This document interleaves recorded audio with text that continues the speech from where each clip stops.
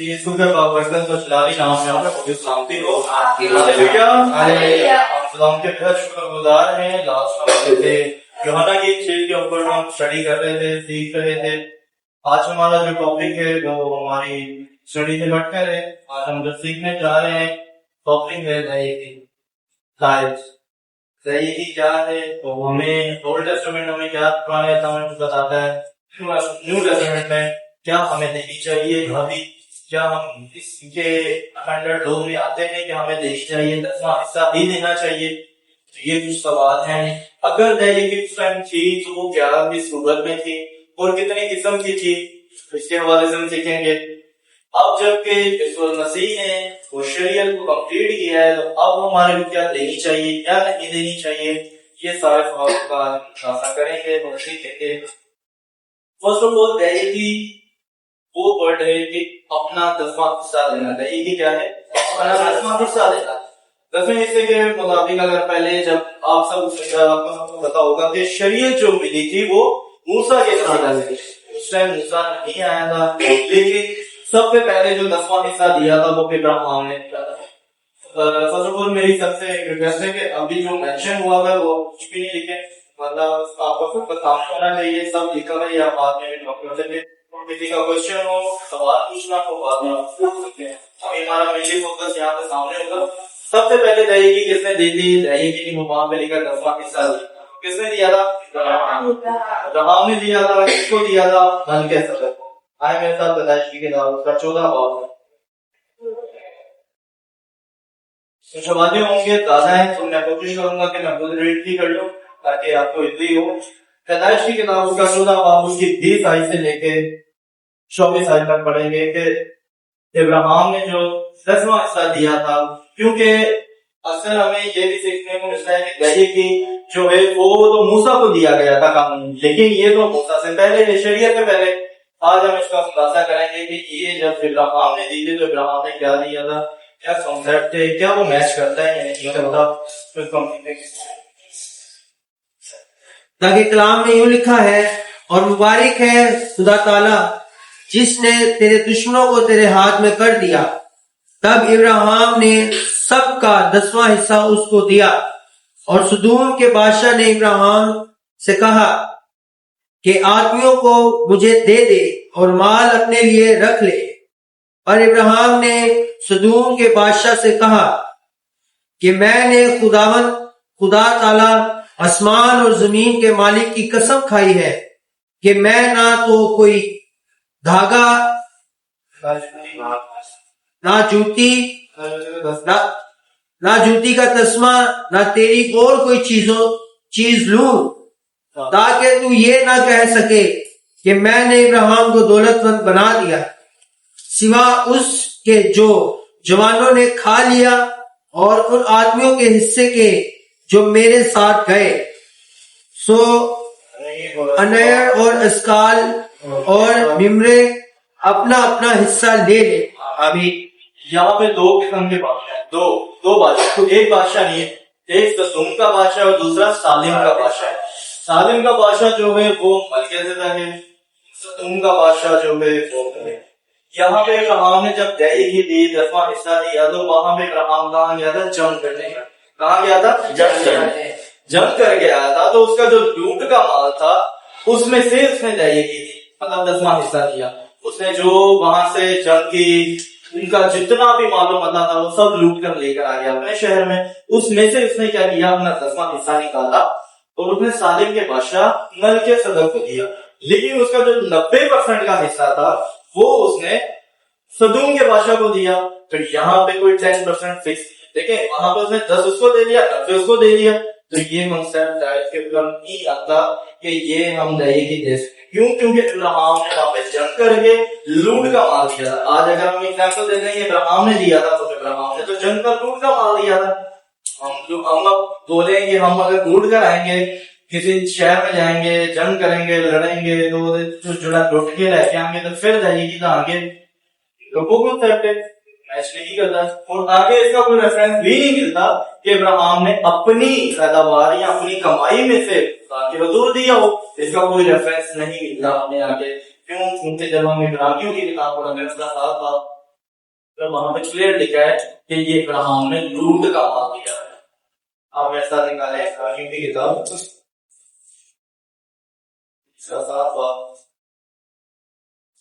ये 4 आइटम है सब निकाले इब्राहिम 7 बाब ये 4 आइटम कोशिश करें, हमारे ज्यादा हैं, जल्दी निकालिएगा। 7 बाब की 4 है। बस गौर करो कि ये कैसा बुजुर्ग था। क्या करो? गौर करो कि ये कैसा बुजुर्ग था जिसको कौम के बुजुर्ग अब्राहम ने लूट के उम्दा से उम्दा माल की अदायगी दी।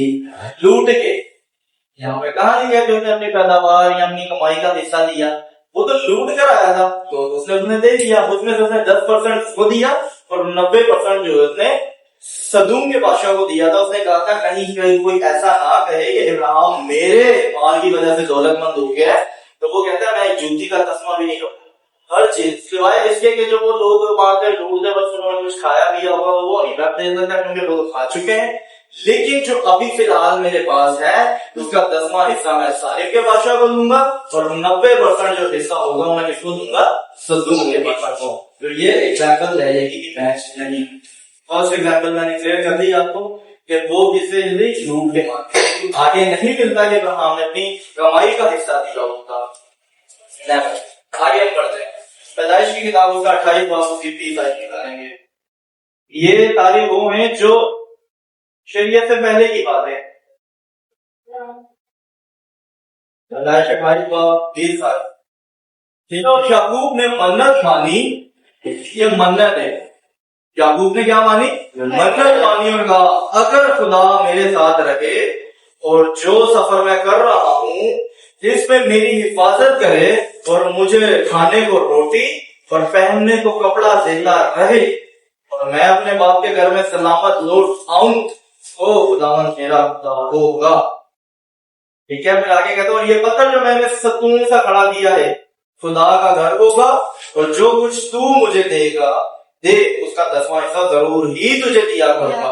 उसने कंडीशन लगी थी, उसने कहा अभी मैं सफर में हूं तो मैंने कहा जाना है? मैं बाप के घर जाना है। तो अगर खुदावन मुझे इस मेरे सफर में मुझे खाने के लिए रोटी पहनने के लिए कपड़ा देता रहे तो फिर ही मैं तुझे 10वां हिस्सा दूंगा। इसका मतलब अगर नहीं देगा खुदा तो नहीं देगा, कंडीशन है ना। उसने मन्नत मानी अगर खुदा देगा फिर दूंगा। आज अगर मैं बोलूं तो खुदावन मैं 10वां हिस्सा दूंगा, अगर खुदावन मुझे बरकत नहीं मिलेगी मैं नहीं दूंगा, कंडीशन है ना। तो ये भी टाइप में फिक्स होती है क्योंकि वो कंडीशन है, मन्नत है, वो फिक्स नहीं है। अगर खुदा देता है, अगर मैं हर महीने देता रहूं लेकिन मेरी ग्रोथ ही नहीं हो रही तो इसके हिसाब से ये भी हमारा मैच नहीं होता। अगर मुझे खुदा बरकत नहीं दे रहा, मेरे मतलब ग्रो नहीं हो रहा मैं तो इसका मतलब मैं नहीं दे सकता, मन्नत है। अगर याकूब का हवाला देते हैं कि याकूब ने मन्नत मानी थी, उसने कहा अगर खुदा ऐसा करता रहे तो फिर, अगर नहीं तो फिर नहीं। एग्जाम्पल मैच नहीं हुई, दोनों एग्जाम्पल वो है जो ये लिखा है और ये पत्र तो मैंने खड़ा किया है होगा और जो कुछ तू मुझे देगा मैं उसका 10वां हिस्सा जरूरी तुझे दिया। बिल्कुल कंडीशन दी थी ना, अगर खुदा देता रहेगा तो फिर जरूर, अगर नहीं देगा तो नहीं देगा। कंडीशन कहा था अगर मैं अपने सफर में हूँ, अगर मैं अपने बाप के घर तक सलामत पहुंच जाऊँ तो खाने के लिए खुदा, उनके सफर लंबे होते थे। आज थोड़ी ये बाइक पे गए तो पहुंच गए, लंबे सफर होते थे। सका इस सफर के दौरान वहां कंडीशन है, सफर के दौरान अगर खुदा मुझे खाने को कपड़ा, खाने को रोटी और पहनने को कपड़ा देता रहे तो मैं जरूर ही दिया करूंगा। ये कंडीशन दोनों है। ये शरीयत से पहले थी, ये भी शरीयत से पहले, उससे पहले शरीयत से पहले। अब आ जाते हैं जब मूसा को शरीयत मिली थी उसमें दयागी थी। कितने किस्म की दयागी? 3 किस्म।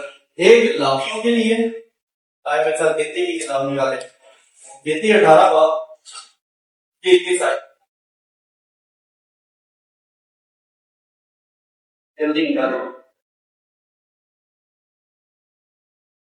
गिनती की किताब 18 बाब 30 आए और बनी लाभी को उस खिदमत के मुआवजे में जो वो खैमा इज्तिमा में करते हैं मैंने इस्राइल की सारी दयागी मारूफी हिस्से के तौर पर किसको?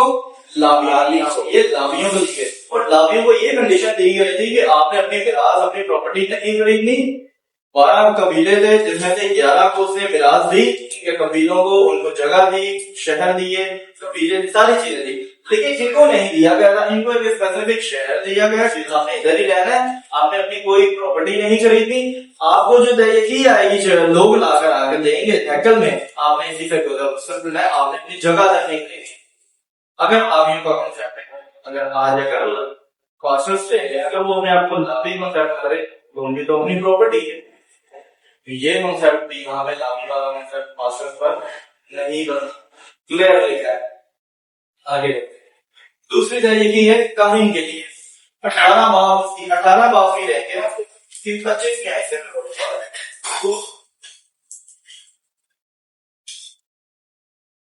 देखो खुदावन ने मूसा से कहा कि तू लाभियों से इतना कह देना कि जब तुम बनी इस्राएल से उस दयकी को तो जैसे मैंने उनकी तरफ से तुम्हारा मारूफी हिस्सा कर दिया है तो तुम उस दयकी खुदावन के हजूर उठाने की कुर्बानी के लिए गुजराना, और ये तुम्हारी उठाई हुई कुर्बानी तुम्हारी तरफ से ऐसी ही समझी जाएगी जैसे कुरान का गला और कोलू की मैं समझी जाती है।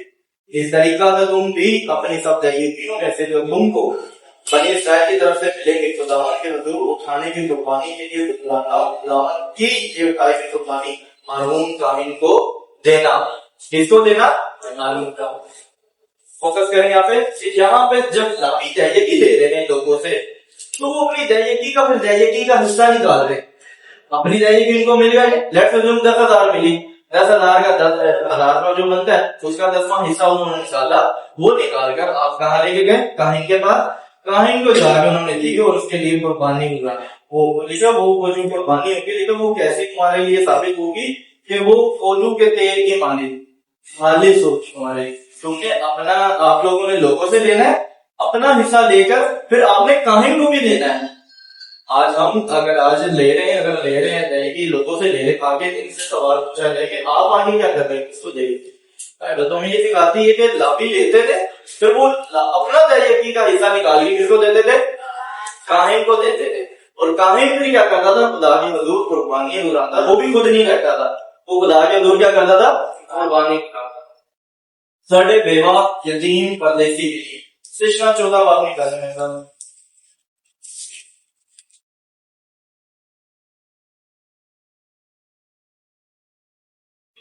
ठीक है, मैंने 3 बरस के बाद, कितने बरस के बाद? 3 एवरी वीक, हर दिन की दयकी नहीं होती, हर हफ्ते की दयकी नहीं होती, हर महीने की दयकी नहीं होती, बल्कि साल ब साल होती थी। क्या होती थी? साल ब साल होती थी। क्यों? क्योंकि दयकी का मैं अभी मतलब क्लियर करूंगा कि वो दयकी है क्या चीज थी, अभी तो मैं एग्जाम बता रहा हूँ। वो लिखा है कि 3 बरस के बाद तो तीसरे बरस के माल की सारी दयकी निकालकर अपने फाटकों में इकट्ठा करना, तब लाभी जिसका तेरे साथ कोई हिस्सा या मिरास नहीं, चाहे इसका हिस्सा और मिरास नहीं है, वो सिर्फ दयकी का गुजारा करता। और परदेसी और यतीम और बेवा औरतों जो तेरे फाटकों के अंदर हो आए खाकर सेर हो, ताकि तेरा खुदा तेरे सब कामों में जिसको तू हाथ लगाए तुझे बरकत बख्शे। यहाँ पे लिखा ये जो तीसरे साल की दयकी होगी ना, पहला साल लाभी, दूसरा साल लाभी हो, तीसरा साल आएगा तो किसको देनी है? बेवा औरतों को, परदेसियों को और यतीमों को। ये कॉन्सेप्ट क्लियर हो गया? लाभियों ने लोगों से लेना है, लोगों से लेके काहिन को देना है, काहिन जाकर खुदा के दूर गुजारना है, लेकिन तीसरे साल की जो दयकी है वो किनको मिलेगी? आधा क्लियर है? कॉन्सेप्ट क्लियर है? आगे बढ़े। अगर इसका एक और वाला देखना चाहते हैं, क्वेश्चन 26 में भी यही कहा है कि वो भी इनके लिए देखना 26 बाकी 12 से 13 में भी लिखा। और जब तुम तीसरे साल, फिर यहाँ पे लिखा क्या? तीसरे साल, वहां पे भी क्या लिखा है? तीसरे साल। और जब तीसरे साल में दयकी का साल है, अपने सारे माल की दयकी निकाल चुके तो उसे सावी और मुसाफिर यतीम और बेवा को देना ताकि वो उसे तेरी बस्तियों में खाएं और सेरे। ये भी तीसरे साल है। तीसरे साल किनका हिस्सा है? बेवा हो गई, यतीम, परदेसी हो गए। आगे बढ़ते हैं। ये हो गया हमारे दयकी का हिस्सा। अगर हम क्लेम करते हैं कि हम लाभी हैं, हम दयकी ले सकते हैं चर्च से, कलीसिया से, तो उसके लिए मैं एक हवाला आपको बताना चाहता हूँ। आप निकालें इब्रानियों की किताब।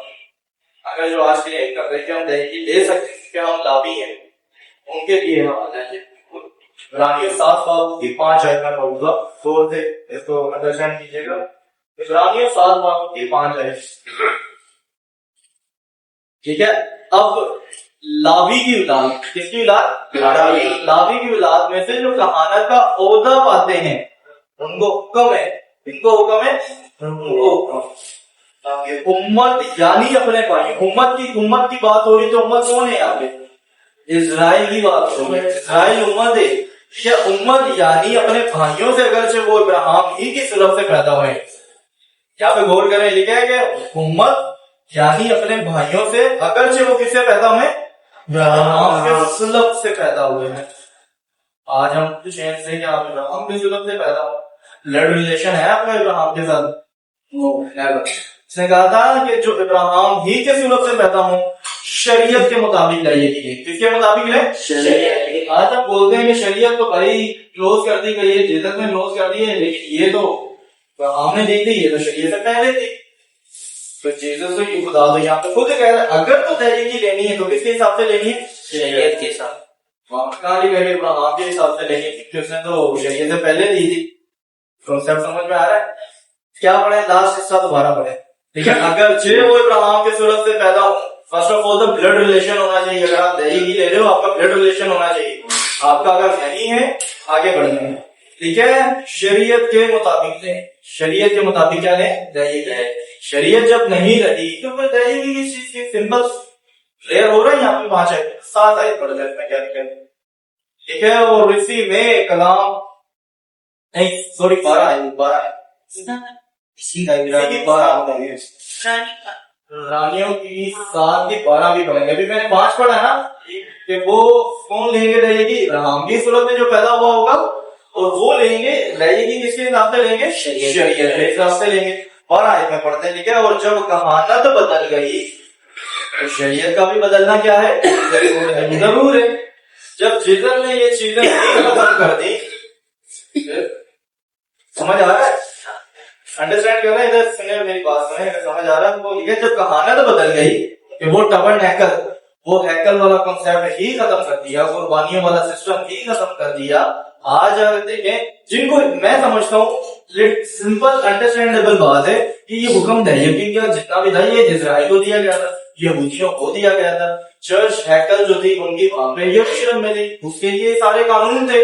तो जब कहानत बदल गई तो लिखा है कि तो दहेगी का भी बदलना, शरीयत का भी बदलना जरूर है। शरीयत तो रही नहीं। और कौन कहता गलती 5 के 4 में कहता, तुम जो शरीयत के वसीला से रात बात चढ़ना चाहते हो, मसीह और उसके फजल से अलग हो। तो अब तो शरीयत भी बदल गई, दहेगी देने की जरूरत ही नहीं। सिंपल क्लियर हो रहा है, कहानत बदल गई। लावी वाला कॉन्सेप्ट ही नहीं रहा, काहिन वाला कॉन्सेप्ट ही नहीं रहा। क्योंकि लावी क्या करते थे? ऐद के संदूक के आगे खत्म करते थे, और काहिन क्या करते थे? वो जो लोग कुर्बानी के लिए जानवर लेके आते थे उसको ज़िबा करते थे, ऑल्टर पर उनका खून बहाकर। उनका काहिन हर साल बार क्या करता था? होली एंड होली प्लेसेस पे जो 5 मकान है उधर जाके आर्क ऑफ जो शहद का संदूक था उस पे जाके स्प्रिंकल करता था ब्लड का, हर साल कफारा देता था।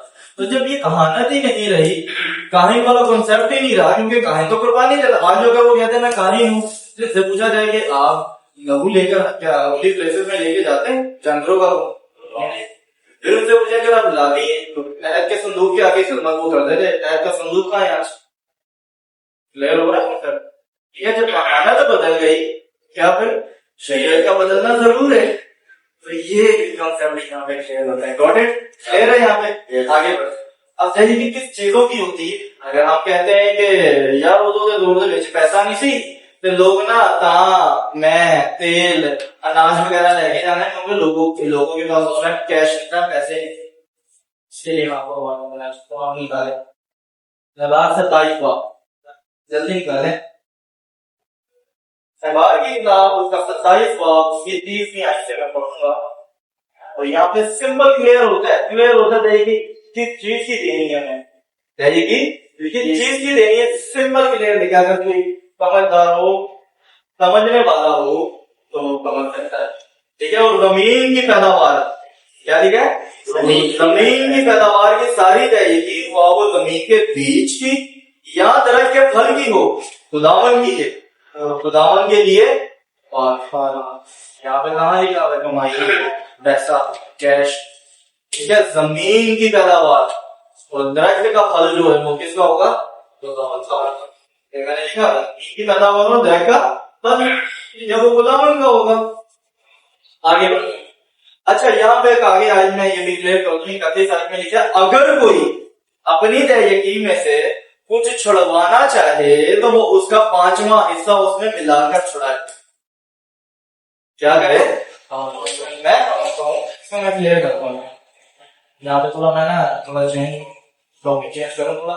जैसे देखें अभी मेरे पास मैंने लगाया था फल, लगाया था आम का सीजन, मैंने फल लगाया आम का, फल लगाया आम का।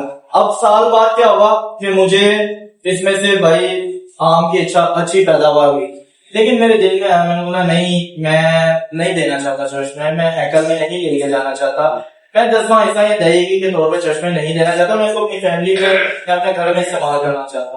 अक्सर होता ना, हम लेके आते हैं कहते हैं यार ऐसा आटा वो बीज वो जो होता था ना गेहूं वगैरह और जितनी भी सारी चीजें थी ये सारी पैदावार जमीनी पैदावार की, तो मैं आम का मैंने घर लगाया, अब उसका फल आ गया, अब मैंने देना है, लेकिन मेरे दिल में आ गया नहीं यार मैं उसको पर्सनल यूज के लिए यूज कर लेता हूँ, मैंने हेक्टर में नहीं देना।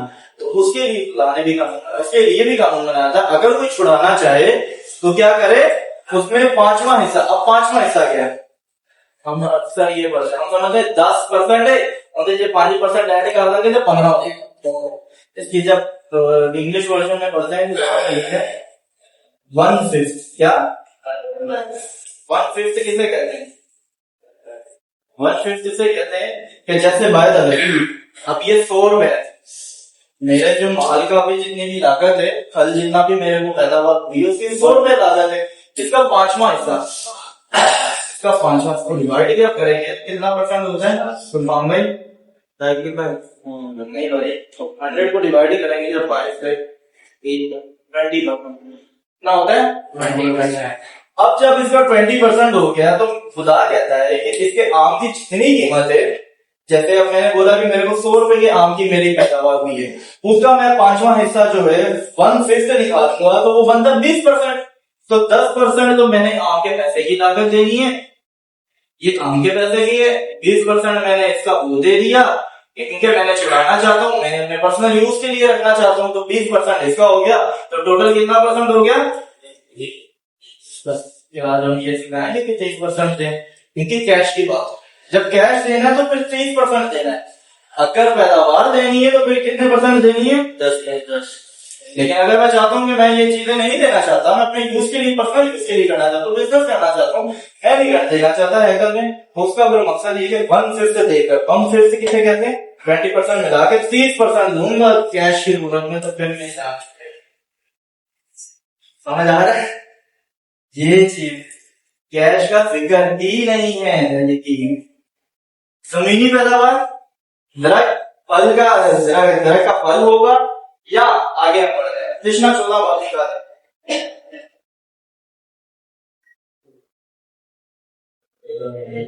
इसकी 22 आयतें मैं पढ़ूंगा, 22 से 24 आयत तक, ठीक है। तो अपने गला में से कहां से, यहाँ पे बात हो रही है जानवरों की और मैं की और तेल की बात, गला किसे कहते हैं, जानवरों का गला, ठीक है।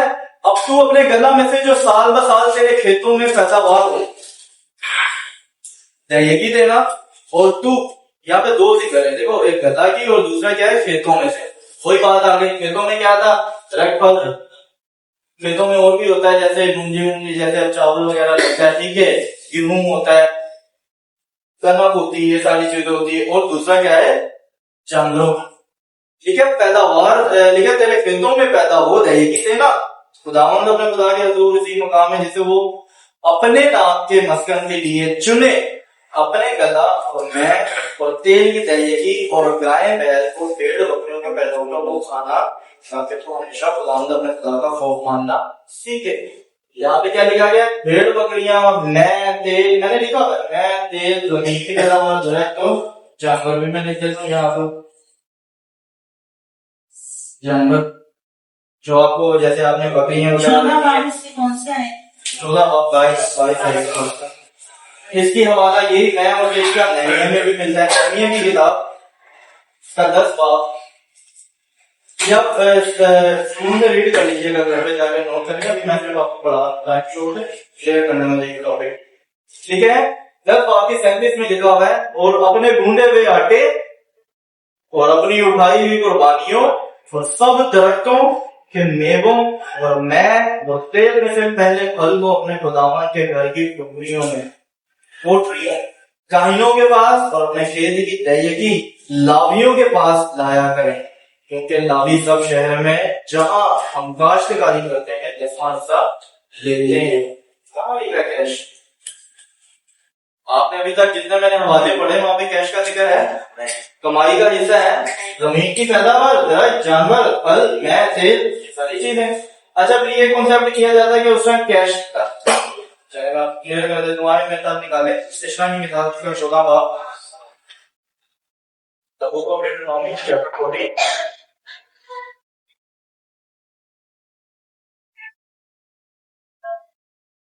14 बाब को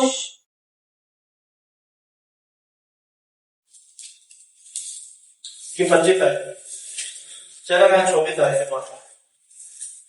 14 बाब की 24 आयत से पढ़ता हूँ। सब गौर करें, इधर सामने देखें मेरी तरफ, ठीक है। और अगर वो जगह जिसको खुदावन तेरा खुदा अपने नाम को वहां कायम करने के लिए चुने तेरे घर से बहुत दूर हो, और रास्ता भी इस कदर लंबा हो कि तू अपनी तयकी को इस हाल में, जब खुदावन तेरा खुदा तुझको, ठीक है, जब खुदावन तेरा खुदा तुझको बरकत बख्शे वहां तक ना ले जा सके, तो तू उसे बेचकर रुपए बांध, उसको बेचकर रुपए बांध। आप कैसे कह सकते हैं कि उसका कैश नहीं था, रुपए नहीं था? वो कह रहा है जो तू खुदा तुझे बरकत दे, हैकल दूर है, सफर बहुत लंबा है, तू हैकल से नहीं लेके जा सकता। आपने क्या करना है, वो गेहूं, तेल, दरख्त के फल, जमीन की पैदावार को, जानवरों को बेच, उससे कैश ले, कैश लेके जाकर चर्च में, फिर वहां पर जिक्र है कैश चर्च में नहीं लेके जाना, आगे बढ़ रहे, रुपए को बांध हाथ में लिए हुए उस जगह चले जाना जैसे गुलाम चुने, और उसे और उस रुपए से जो तेरा चीज चाहे वो गाय या बैल या पेड़ बकरी या मैं या शराब मोल लेकर उसे अपने घराने समेत वहां खुदावंद अपने खुदा के हजूर खाना और खुशी मनाना, अपने घराने के मिलकर। वो कैश लेना है, जो तेरा दिल चाहता है उन्होंने कारण खुशी मना, आप ही खाओगे, चर्च नहीं लेके जाना, हैकर नहीं लेके जाना, कैश। आप कैसे कह सकते हैं कि उस टाइम कैश नहीं था? अगर कैश नहीं था तो यहाँ पे जिक्र ही ना आता। वो जड़िया चीजा जड़िया जमीन की पैदावार जो बरकत मिली है उन्होंने बेच के फिर कैश लाया, इसका मतलब कैश है था तो बोला गया ना। तो हम कैसे कह सकते हैं कि उस टाइम कैश नहीं थी इसलिए लोग चीजा दे दे, ये कॉन्सेप्ट क्लियर हो रहा है यहाँ पे? उस टाइम कैश था, सकाता अगर वो दूर है तू ले जा नहीं सकता, क्योंकि भाई बरकत दी है तो वो अनाज है, जितना वजन चुक के लेके जाएंगे खुदा कहना वो अधिकार पे छूने जितने पैसे हैं वो खुद अपनी फैमिली चला के खुशी रहा नहीं लेके जा सकते। लेकिन आप ये नहीं कहेंगे कि कैश था, मैंने वाला आपको बता दिया कैश था आगे। इसके और भी हमारे जो ये कहते हैं कैश नहीं था, तो उस वक्त कैश पैदाइश की किताब 23-16 में भी लिखा है, करूब 30-13-16 में भी लिखा है। ये जो मैंने बताया 24 से 25 तक ये विवरण मैंने वाला था, ये दोनों भी आप घर पे स्टडी करते थे। ये हाफिज दौर में था, ये कैश से किया था, ये गलूस के वजह जब हैकल का काम हो रहा था उसके ये कैश था। हम ये नहीं कहते उस टाइम कैश नहीं था, कैश था उसके हमारे ये है आगे। अब आ जाते हैं हम न्यू टेस्टामेंट। ये ओल्ड टेस्टामेंट मैंने आपको बता दिया कितने किस्म की हैं, कितने को दी जाती है, क्या चीजें दी जाती है, ये सब मैंने क्लियर कर दिया। अब हम आते हैं न्यू टेस्टामेंट। न्यू टेस्टामेंट में 32-23 में मैं वो वाला नहीं लिखना चाहता जहाँ पे जिसने बोला था लाजिम था ये भी करते हो ये भी वो भी ना जोड़ दे। चले मैं आपको बता दूं, आप निकालें 32-23 ये सबसे ज्यादा हवाला जो है वो यूज किया जाता है न्यू टेस्टामेंट के हिसाब से कि यीशु ने कहा था, ठीक है, ऐ रहकार फकीर और फरीसियों तुम पर अफसोस के पुदीना और सौंफ और जीरे पर तो दहेगी देते हो, पर तुमने शरीयत की ज्यादा भारी बातों यानी इंसाफ और मेहनत और ईमान को छोड़ दिया। लाजिम था ये भी करते हो यहाँ पे से बताया कि लाजिम था। किन से बात कर रहा था? यीशु ने किन से बात कर रहा था? फकी और फकी और फरीसियन क्या किसमें आते थे? शरीयत के बताए थे, वो तो फॉलो करते थे शरीयत को, इसलिए उनको कहा गया था। यीशु ने कहा आगे न्यू लेवल में गैर कौमों का इंटरेस्ट वालों को बताइए। सर फकी फरीसियों से हम कलाम हुआ क्योंकि फकी फरीसी उसमें शरीयत को मानते थे, इसलिए उसने कहा कि तू ही छोटी छोटी चीजों से दहेज नहीं देते हो, लेकिन इंसान मोहब्बत रहम उनको छाड़ देता है। कहते अगे बोलो ना जी, तो चुभे लिखे अंधे राह वालों, मच्छर को तो छानते हो और ऊंट को दहेज को क्या कह रहा है? जीसस कह रहा मच्छर मुझे तो छान दे, लेकिन जरा इंसाफ रहम मोहब्बत है ऊंट उन्होंने निकल जाने ये नहीं। वो मेनली यहाँ पे फोकस क्या जीसस कर रहे हैं? इंसाफ रहम और मोहब्बत, हमें ये करना है रादर देन हम ये चीजें देकर खुदा हमारे जैसे खुदा को हमारा नाम चाहिए। तो कहता है मैं इंसाफ मैं कुर्बानी नहीं बल्कि रहम पसंद करता हूँ। आगे जिसको ये बताने की जरूरत नहीं मुझे, क्योंकि मैंने आपको क्लियर कर दिया। अगर हम करते हैं कि जीसस ने ऐसा बोला, क्योंकि उस टाइम जीसस क्या कहते हैं कि मैं शरीयत को क्या करने आया हूँ? पूरा करना, मनसूख नहीं बल्कि पूरा करने आया हूँ। तो उस टाइम शरीयत कंप्लीट नहीं थी। लास्ट वर्ड आपको याद होगा जब जीसस ने क्रॉस पे बोला था, वो क्या था? तमाम। उसने शरीयत को कंप्लीट कर दिया। तो जब कंप्लीट हो गया, उस टाइम कंप्लीट नहीं हुई थी, तो उसने उसने कहा था कि लाजिम था। अब जब कंप्लीट हो गई कहने की जरूरत नहीं है, क्योंकि मैं एक दूसरी इसकी एग्जाम्पल ये बताता हूँ कि हैकल में जब यहूदी लेके जाते थे, अब ये वाला कॉन्सेप्ट जब जिनको बोला गया था, मेन मकसद जिनको बोला गया था, आज उनके पास हैकल नहीं है, दीवार है, उन्होंने कुर्बानियां खत्म कर दी, उन्होंने दहेज लाना यहाँ पे खत्म कर दी, कोई भी नहीं होती। तो जब उनको बोला वो नहीं कर रहे, तो हम लोग क्यों ऐसा करते हैं? आपको पता है गलतियंस की किताब गलती की किताब उसका एक बाब में जब पतरस के साथ मिलता है तो उसको कहता है बावजूद यहूदी होने के गैर कौमों की तरह जिंदगी गुजारता है, तो गैर कौम वालों को क्यों मजबूर करता है कि यहूदियों की तरह जिंदगी गुजारेगा? अब हम उस दायरे में नहीं है कि हम उस तरीके से जिंदगी गुजारें, बल्कि हमने जैसे यीशु मसीह ने लिखा हमें आजाद रहने के लिए आजाद किया है, दोबारा गुलामी के जुए में वही बात आगे इब्रानियों की है, जब कहानत बदल गई तो शरीयत बदल गई, शरीयत खत्म। वो कौन कहता है जो शरीयत के वसीला से राजमा चाहना है तो मसीह और उसके फजल से खत्म हो।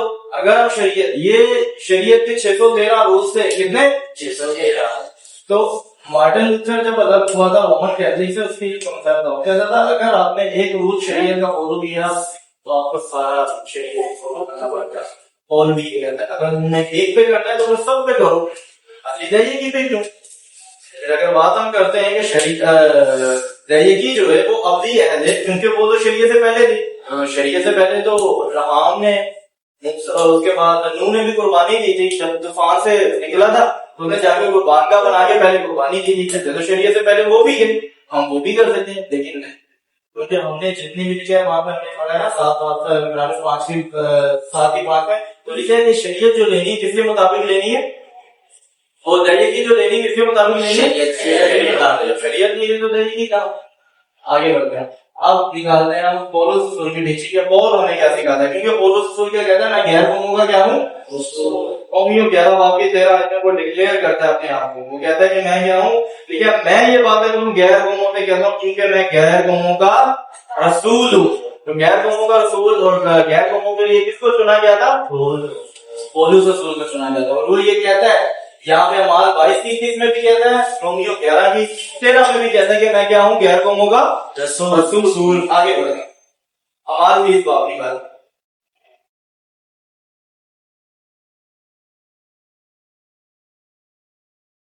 ये आयत बहुत मशहूर है, ये बतानी भी जाती है, मैं पढ़ूंगा। कमाल भी जल्दी बोलते हवाले हैं, लेकिन मैं आपको कमाल भी बाब उसकी 33 आयत में पढ़ूंगा।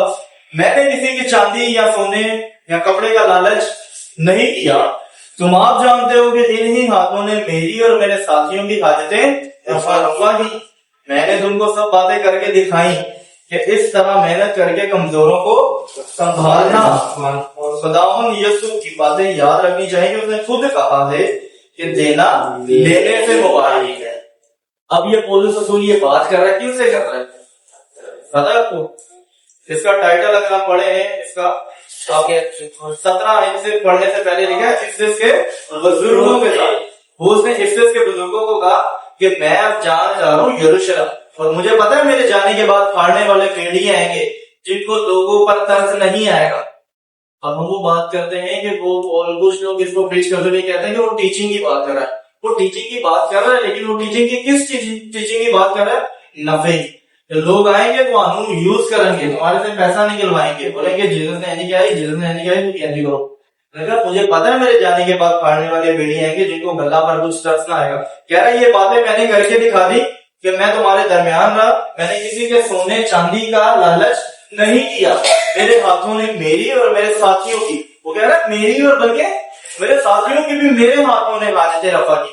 आज हम ये सिखाते थे कि हम बोले कि पास्टर करे, वो अपना भी करो दूसरों का भी करे, नो हम ये भी बात ये कि लेकिन बोल यहाँ पर बता रहा है कि मेरी हाथों ने मेरी और मेरे साथियों की हालतें रफा की है। वो कहता है कि अब मैंने तुम्हें सब करके दिखा दिया, तुमने भी ऐसा करना है। आगे वो कहता है क्योंकि यीशु ने खुद कहा है कि देना लेने से। अब वो किन से बात कर रहा है पता है आपको? कलीसिया के बुजुर्गों से। मैंने कहा चर्च के बुजुर्गों तुम्हारा लेना नहीं लोगों को, बल्कि लोगों को भी करना है। लेकिन आज इसकी आयत का गलत मतलब बता रहे, कहते देखा ना लिखा है लेना लेने से हमारे ऊपर तो पढ़ो 17 इसमें वो कह किनसे रहा है? वो कलीसिया के बुजुर्गों को कह रहा है। कलीसिया के बुजुर्गों एल्डर साहब, रांची साहब, डेकन साहब, सेक्रेटरी साहब, पास्टर साहब, आपने देना है। वो ये सिखा रहा है पौलुस। पूरा पढ़ने कॉन्टेक्स्ट में तो क्लियर होता है, एक आयत पढ़ के नहीं हम सिखा सकते कि देखा देखा लेना देना लेने से पूरा पढ़ना है कि वो किसको कह रहा था, क्यों कह रहा था। आगे बढ़ते पहला ग्रंथियों निकालते हैं। पहला ग्रंथियों 9:11 से 15 तक।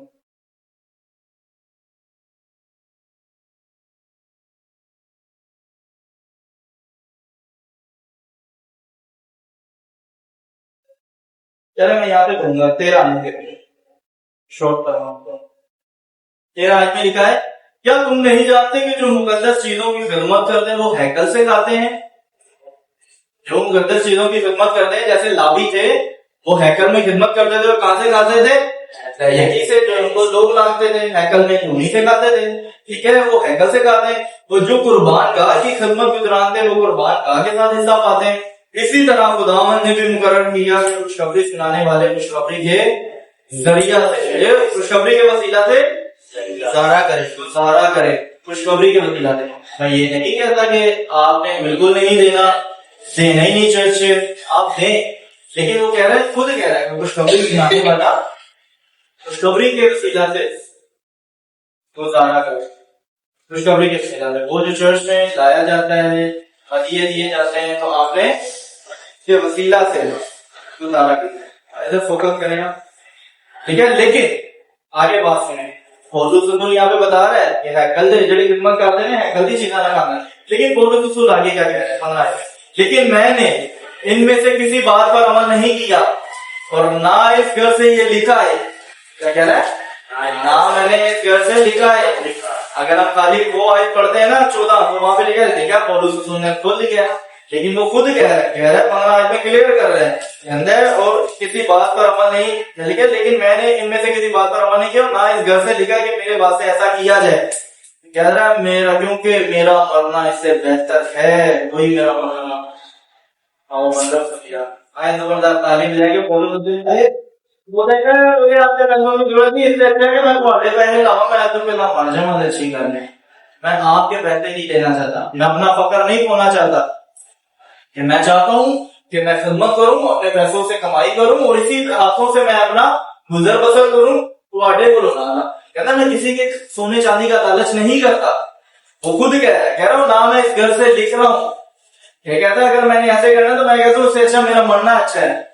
कैसी बात, बहुत बड़ी बात कर दी वो उसने। कहता है कि मेरे बात ऐसे कहते क्योंकि मेरा मरना ही इससे बेहतर है, कोई मेरा फकत हो जाए। आगे बढ़ते पहला ग्रंथियों 16 पाप निकाला।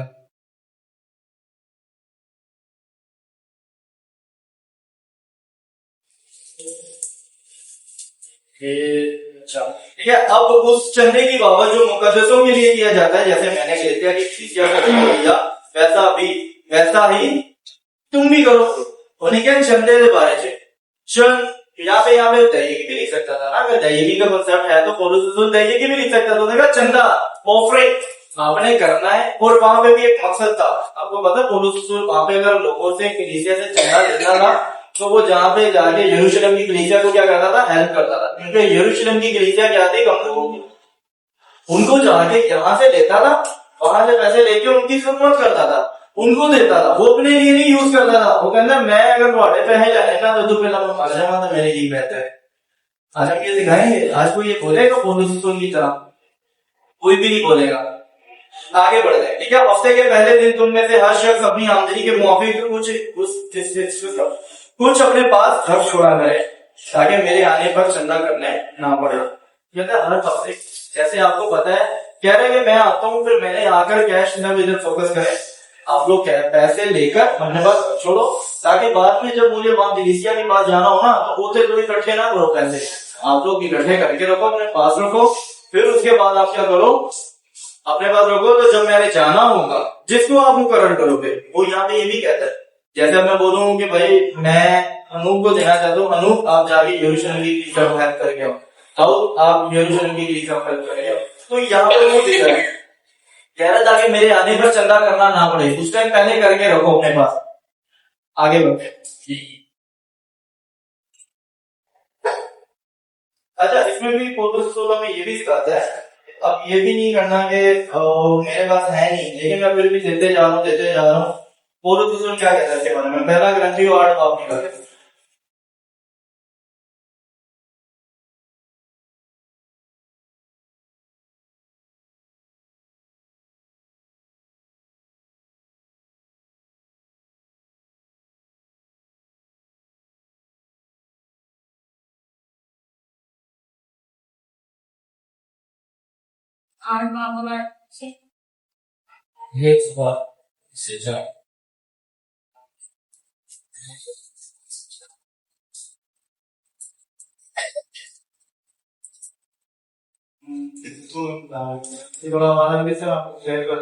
आपके बाद अगर निकाले दूसरा ग्रंथी 11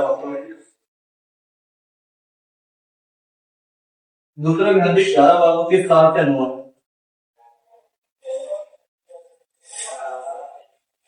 कह रहा क्या ये मुझसे खता हुई कि मैंने तुम्हें खुदा की खुशखबरी मुफ्त पहुंचाकर अपने आप को पस्त किया ताकि तुम बुलंद हो जाओ।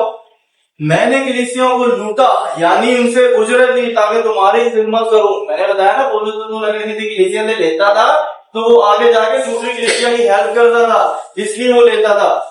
और जब तुम्हारे पास था और हाजतमंद हो गया था तो भी मैंने किसी पर बोझ नहीं डाला, क्योंकि भाइयों ने मकदूनिया से आकर मेरी हाजत को रफा कर दिया और मैं हर एक बात में तुम पर बोझ डालने से पास रहा और रहूंगा। मसीह की सदाकत की कसम जो मुझ में है, अखिया के इलाके में कोई शख्स मुझे ये फकर करने से ना रोकेगा। भैया मेरा फकर ना रोको, क्योंकि मैं चाहता हूँ कि मैंने किसी के पैसे से नहीं करना। मैं चाहता हूँ कि अगर मैं आपसे लेता हूँ तो मैंने इसको दूसरे चर्च में देना है, मुझे अपने जाती यूज के लिए नहीं लेना कि मैं रोज चीजा बेचो तो अपना खान पीन पसंद करना। नो, और ये हमें नहीं सिखाता। आगे बढ़ते 11 बात के कौन से आए? मैंने 7 आगे निकालें इसका 12वां बाब, दूसरा ग्रंथी का 12वां बाब कि 14 से लेकर 16। ये कुछ हवाले में आपको पौलुस रसूल की टीचिंग बता रहा हूँ कि पौलुस रसूल क्या करता था। दूसरा ग्रंथियों 12 बाबू की मैं 13 इसे पढ़ूंगा, ठीक है। तुम कौन सी बात में और कलीसियों से कम ठहरे, जिसके लिए मैंने तुम पर बोझ ना डाला, मेरी ये बेइंसाफी माफ करो। देखो ये तीसरी बार मैं तुम्हारे पास आने के लिए तैयार हूँ और तुम पर बोझ ना डालूंगा, इसलिए कि मैं तुम्हारे माल का नहीं बल्कि तुम्हारा ही ख्वाह हूँ। क्योंकि लड़कों को माँ बाप के लिए जमा करना नहीं चाहिए, बल्कि माँ बाप को लड़कों के लिए जमा। समझ आया? वो कह रहे हैं कि लड़कों को, ये लड़के बच्चे, हम कहते हैं ना मैं बड़ा रूहानी फादर तुम मेरे बच्चे हो, तो कह रहे हैं कि बच्चों को माँ बाप के लिए नहीं जमा करना, बल्कि माँ बाप को बच्चों के लिए जमा करना है। आज जो कहता है ना मैं स्पिरिचुअल फादर, पहली बात तो स्पिरिचुअल फादर वाला कंसेप्ट नहीं है। अम्मा पापा बाबा जो भी कहते हैं ये नहीं है। 23:9 में लिखा है जमीन पर किसी को अपना बाप ना को, तुम्हारा बाप एक ही कौन, उसको पीछे उसने खुद सिखाया जब भी तुम दुआ करो ये करो कि हमारे, और उसने ये हमें फजल बख्शा है कि यीशु के खून बहाए जाने के वसीला से हमें ले पालक होने के लिए 61 वर्ष है जिसे हम बाप यानी अब्बा कहकर पुकार सकते हैं। वो सिर्फ उसको कहना है, किसी पास्टर को, किसी खुदा के फादर को पापा, मामा, बाबा, ये ऐसे वर्ड यूज नहीं करते। बाइबल हमें इसकी इजाजत नहीं देती। खुदा के फादर में तो उसने इज्जत दिलाने के रिस्पेक्ट करें, लेकिन मामा पापा वाला कुछ करते हैं। ठीक है, आगे वो क्या कह रहा है? अगर वो कहता है कि मैं तुम्हारा स्पिरिचुअल फादर हाँ, तो उसको ये आयत पढ़ के बताओ। बोले पास्टर साहब आप मेरे साथ दूसरा ग्रंथी हो, उसका 12 बाब उसके 14 आयत निकाले। लिखा वो कहता है कि लिखा बोझ ना डालूंगा इसलिए कि मैं तुम्हारे माल का नहीं बल्कि तुम्हारा ही हूं, क्योंकि लड़कों को माँ बाप के लिए जमा नहीं करना चाहिए। लड़कों के लिए सिया मानू पास्टर लिए नहीं जमा करना। ठीक है, आगे वो कहता है कि बल्कि माँ बाप को लड़कों के लिए, माँ बाप आपको आपने लोगों को खिदमत करनी। वो खुद ही कहता है कि मैं तुम्हारे से किसी चीज में नहीं लेना, मैंने नहीं लिया, मैंने किसी का लालच नहीं किया। मैं चाहता हूँ कि कोई मेरा पकड़ ये खो ना दे। कह रहे इससे अच्छा कि मेरा मरना बेहतर है कि मैं तुम्हारे से पैसा लूं। तो पौलुस रसूल न्यू टेस्टामेंट में ये नहीं कहा है, अगर कैसे कह सकते हैं? ठीक है, मैं तुम्हारी लोगों के वास्ते बहुत खुशी से खर्च करूंगा, बल्कि खुद भी खर्च हो जाऊंगा। अगर मैं तुमसे ज्यादा मोहब्बत रखूं तो क्या तुम मुझसे मोहब्बत होगे? बात कर रहा और तो ये बात पौलुस रसूल हमें ये सिखाता है। वो कभी भी ये कहेगा, पहला तस्लीफियों में साथ निकाले 2 बाब उसकी 5 है। मैं सारी आंखों पौलुस रसूल की नीचे बता रहा हूँ कि पौलुस रसूल टाइप के हम में है ही था, और ना कभी इसने दहेगी का जिक्र किया न्यू टेस्टामेंट में। न्यू टेस्टामेंट नए अहदनामे में कितनी किताबें? किसी को याद है? 27 में से पौलुस रसूल की कितनी किताबें? मतलब 14। 13 खत उसके इब्रानियों का भी लिखा जाता है, कि बताया नहीं जाता, लेकिन सारे ये क्लियर करते हैं कि ये भी पौलुस रसूल ने लिखा है। 14 खत पौलुस रसूल ने लिखे, उसमें 14 में से कहीं पे भी उसने दहेगी नहीं दिखाई। क्यों? अगर दहेगी इतनी जरूरी है तो पौलुस रसूल ने क्यों नहीं सिखाई? और पौलुस रसूल ने तो गैर कौमों को चर्च को टीचिंग ही पौलुस रसूल ने दी है, तो क्यों नहीं सिखाया पौलुस रसूल ने? हाँ, मेरे साथ निकाले पहला तस्लीफियों 2 बाब उसकी 5 से 9 आयत तक मैं पढ़ूंगा। ठीक है, क्योंकि तुमको मालूम ही है कि ना कभी हमारे कलाम में कुछ आमदी पाई गई और ना वो लालच का पर्दा बना। खुदा इसका गवाह है। कौन? खुदा। और ना हम आदमियों से इज्जत चाहते हैं, ना तुमसे ना औरों से। कह रहा ना हम तुमसे ना औरों से ना आदमियों से इज्जत चाहते हैं। तो पैसा दोगे, दहेगी ना दोगे तो मैं तुम्हारी रिस्पेक्ट करा ना, ये ही हो रहा है। कह रहा मैं नहीं चाहता ना तुमसे ना औरों से, अगरचे मसीह का रसूल होने के बायस तुम पर बोझ डाल सकते थे, बल्कि जिस तरह माँ अपने बच्चों को पालती उसी तरह हम तुम्हारे दरमियान नरमी के साथ हैं। और इसी तरह हम तुम्हारे बहुत मुश्ताक होकर ना फक्त खुदा की खुशखबरी बल्कि अपनी जान तक भी तुम्हें दे देने को राजी थे, इस वास्ते कि तुम हमारे प्यारे हो गए थे। क्योंकि भाइयों तुमको हमारी मेहनत और मशक्कत याद होगी कि हमने तुम्हें से किसी को वोट डालने की घर से रात दिन मजदूरी करके तुम्हें खुदा की खुशखबरी की मुनादी की है। रात दिन की करने मजदूरी करते थे। उन कुछ कह रहा है इन्हीं हाथों ने मेरी और मेरे साथियों की हाजतें रफा की है। वो यहाँ पे फिर बता रहा है कि मैं रात दिन क्या करता था? मजदूरी करता था। बोल का बताते हैं ये टेंट का काम करता था।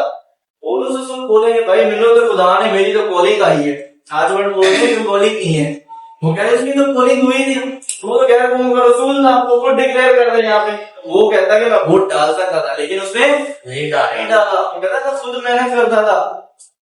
10 आए ठीक है, तुम भी गवाह हो और खुदा भी कि तुमसे जो ईमान लाए हो हम कैसी पाकीज़गी और आबादी और बेअबी के साथ पेश आए। चनाचे तुम जानते हो कि जिस तरह बाप अपने बच्चों के साथ करता है उसी तरह हम भी तुम में से हर एक को नसीहत करते और दिलासा देते और समझाते रहे ताकि तुम्हारा जहाज लगन खुदा के लायक हो जो तुमने अपनी भाषा जलाल में उदासा है। ये बात है हमें ये सिखाता है कि मैं मेरे हाथों ने खुद मेहनत की है। मैं रात दिन मजदूरी करता था ताकि तुम्हारे को कुछ कब्रिज ना हो। आप पौलुस रसूल की माने क्यों ना करें? पौलुस रसूल खुद कहता है कि मेरी माने करो, जैसे मैं किसी को फॉलो कर दूं मुझे फॉलो करो। आगे बढ़े दूसरा तस्लीम निकाले इसका 3 बाब कितना आज की टीचिंग्स को लेने जो सिखाया जा रहा है चर्च में। पौलुस रसूल के जितने हवाले हैं वो क्या सिखा रहे हैं? समझ में आ रहा है पौलुस रसूल क्या सिखा रहे हैं? हम कहते हैं पौलुस रसूल गैर कौमों का रसूल है। वो गैर कौमों चर्च को सिखा क्या दे रहा है? कभी स्पोकन नहीं किया, निकाले। दूसरा तस्लीम जो 3 बार उसकी 7 ऐसे मैं पढ़ूंगा, क्योंकि तुम आप जानते हो कि हमारी माने से किस तरह बनना चाहिए। वो कह रहा है तस्लीम को, क्या कह रहा है कि तुम आप जानते हो कि हमारी माने किस तरह बनना चाहिए, क्योंकि उनको पता था कि पौलुस रसूल किसी के ऊपर बोझ नहीं डालता था, पौलुस रसूल किसी से चंदे लहजे की या सोना चांदी नहीं लेता था। वो कहता तुम आप जानते हो कि मेरी माने तुमने कैसे बनना है, इसलिए कि हम तुम में बेकायदा ना चलते थे और किसी की रोटी मुफ्त ना खाते थे, बल्कि मेहनत मुशक्कत से रात दिन काम करते थे ताकि तुम में से किसी पर बोझ ना डालें। अगर रात दिन मेहनत करना फिर के लिए हम कर सकते हैं। बार बार पौलुस रसूल अपने बारे में क्यों बता रहे हैं? अगर इतनी जरूरी याद है ये तो वो तो कह रहा है मैं तो मेहनत करता हूँ। फिर यहाँ पे बता रहा है कि मैं रात दिन क्या करता हूँ, मेहनत करता हूँ, मुशक्कत से रात दिन काम करते थे ताकि तुम में से किसी पर बोझ ना डाले। इसलिए नहीं कि हमको इख्तियार ना था। वो कहते हैं अनु है नहीं कि हम बड़े इख्तियार नहीं, अथॉरिटी है, हम डाल सकते हैं बोझ, लेकिन नहीं डाला। कह रहा है अगर मैं डालूंगा तो मैं चाहता हूँ इससे पहले मैं मर जाऊं, मैं को तो पैसे लावा, मैं अपना फख्र नहीं खोना चाहता। ठीक है, इसलिए नहीं कि हमको इख्तियार ना था, बल्कि इसलिए कि अपने आप को तुम्हारे वास्ते नमूना ठहराए ताकि तुम हमारी मानंद बनो। पौलुस रसूल कह रहा है मैंने नमूना बन के दिखा दिया और आपने भी कैसे बनना है। आज हम क्या दिखा दो या वो पैसे लेके आओ 10% दो, खुदा बरकत देगा। तो कह रहा है कि तुमने मेरी मानंद करना है, क्योंकि मैंने तो किसी से पैसे नहीं लिया, तुमने भी ऐसे ही करना है। नमूना बनना है, लोगों के ऊपर बोझ नहीं डालना। आज लोगों की गरीबी की हालत है, हर बंदे की अपने घर की क्या सिचुएशन है आपको पता है, कौन कैसे गुजर बसर कर रहा है इतनी महंगाई में, क्यों फिक्स कर रहा है कि खिलाफ इसलिए ऐलानिया करो। मैं ये कहता हूँ कि 10% फिक्स ना करें, जिस किसी ने देना है खुशी से दे, लाचारी से ना दे, खुदा खुशी से देने वाले को अजीज रखता है।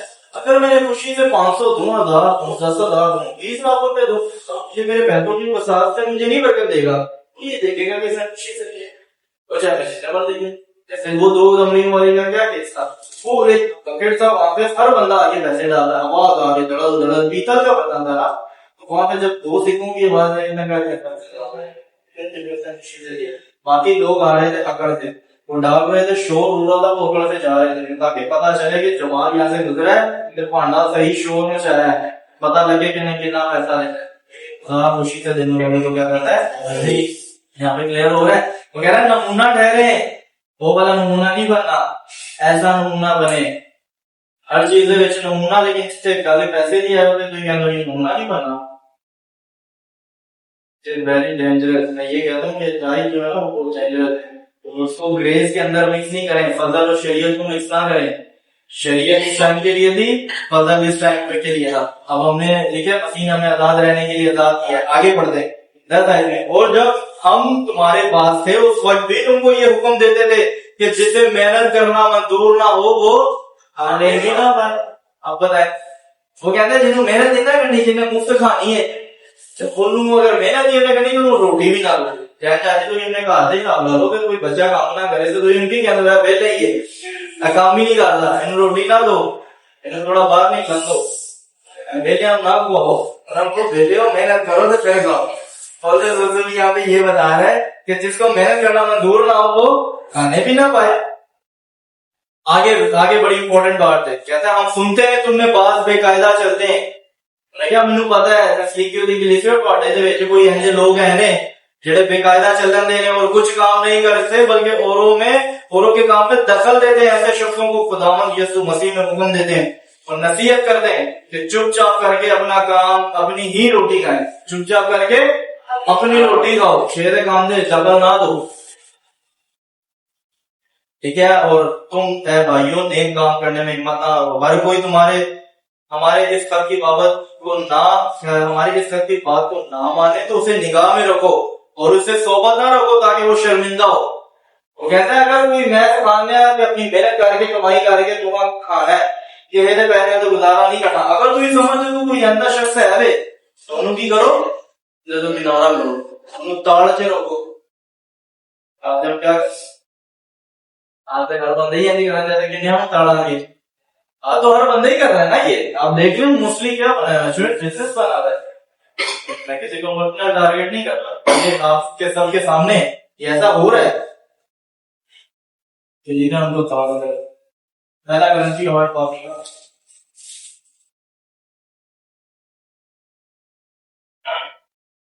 ये दूसरा करेंगे वही दूसरा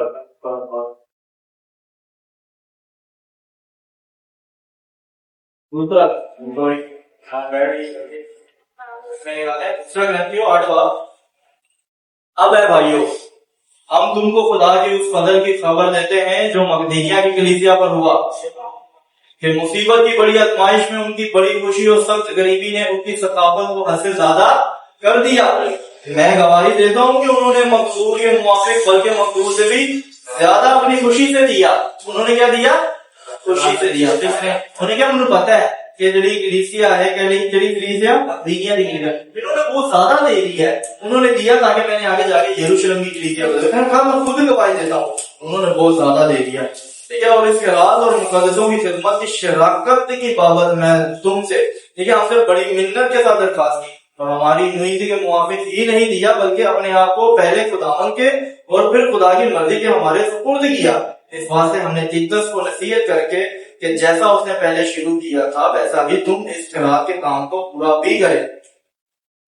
बस जैसे तुम हर एक बात में ईमान और कलाम और पूरी सरगर्मी और मोहब्बत में हमसे रहते हो और रखते हो साबकत रहे वैसे ही इस खिलाफ के काम में तुम साबकत रहे।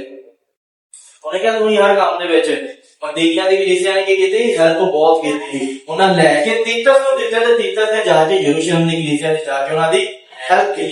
आगे क्या कहता है कहता है मैं हुक्म के तौर पर नहीं कहता आज हम हुक्म दे रहे फिक्स कर रहे हैं कह रहा है मैं हुक्म के तौर पर नहीं कहता बल्कि इसलिए कि औरों की सरगर्मी से तुम्हारी मोहब्बत की सच्चाई को आजमाऊं क्योंकि तुम हमारे खुदावंद यीशु के फजल को खुदावंद यीशु मसीह के फजल को जानते हो। अगरचे दौलतमंद था मगर तुम्हारी खातिर क्या बन गया? गरीब बन गया था अगर तुम उसकी गरीबी के सबब से दौलतमंद हो जाओ।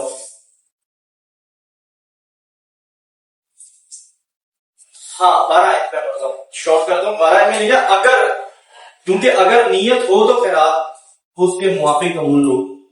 क्या होगा? अगर मेरे अंदर ही नीयत नहीं है मेरी देखती नीयत नहीं है मैं मजबूरी के तहत ले रहा हूँ नहीं देना ही देना है कराम जी क्या होना सकते है ठीक है आसमान के दरीचे खोल के मलाकी 3:10 ठीक है इतना होगा तुम्हारे पास रखने की जगह नहीं होगी गोल्डन टैक्स कोई होगी कंप्लीट पड़ेगा कोई हो लेकिन अगर नीयत नहीं है तो उसके मुताबिक कबूल होगी। शराब अगर मेरी नीयत नहीं है तो मैं जितना मर्जी दे दूं कबूल नहीं होगा। बहुत कहता है अगर नीयत हो तो शराब उसके मुआफिक कबूल होगी जो आदमी के पास है ना उसके मुआफिक जो उसके पास नहीं। ये नहीं कि औरों को आराम मिले और तुमको तकलीफ हो और मैं मानूंगा ये भी ग्रेसो कोड के लोग बैठे हुए अब मैं उनको बोलूं भाई आप अपना चंदे दो तो आटे को मैं लेके देता हम दूसरे लोगों ठीक है लेकिन बात तो पता लगे तो आप भी तंग हो गए तो दुनिया की मदद करने के चक्कर से भी आप भी तंग हो गए। वो कहते हैं कि ये नहीं कि लिखे ये नहीं कि औरों को आराम मिले और तुमको तकलीफ मिले ऐसे भी नहीं करना। अगर है फिर नहीं है जरूरी नहीं है ये तुम्हारा देना ही देना मस्ट है नहीं है तो नहीं देना है किससे देना है पौलुस इसके बारे में कहता है दूसरा ग्रंथियों 9 बाब उसकी 7 आयत में ये आती मैं वादा पेश करूंगा बस के बाद आज जो हमें न्यू टेस्टामेंट में देनी चाहिए वो ये है दूसरा ग्रंथियों 9 बाब उसकी 7 आयत इसमें आ गया दूसरा ग्रंथी 9 बाब 7 आज चर्च को कलीसिया को जो देना है नॉट चाहिए कि जो पैसे देने हैं खिदमत करनी है ऑफरिंग करनी है वो कैसे देनी है। दूसरा ग्रंथियों 9 बाब उसकी 7 आयत में लिखा है जिस कदर कैसे जिस कदर हर एक ने अपने दिल में ठहराया मेरी अगर पहली 1 लाख रुपए मैंने दिल में ठहराया मैं 4,000 दूंगा 10,000 दूंगा मैंने अपने दिल में ठहराया ठीक है जिस कदर हर एक ने अपने दिल में ठहरा उसी कदर दे ना दरेक करके और ना लाचारी से क्योंकि खुदा खुशी से देने वाले को क्या करता है। कहीं पे भी आप मुझे बताए मोटू ने फिक्स करके या दैनिकी का बड़ी यूज किया न्यू टेस्टामेंट यहाँ पे लिखा होगा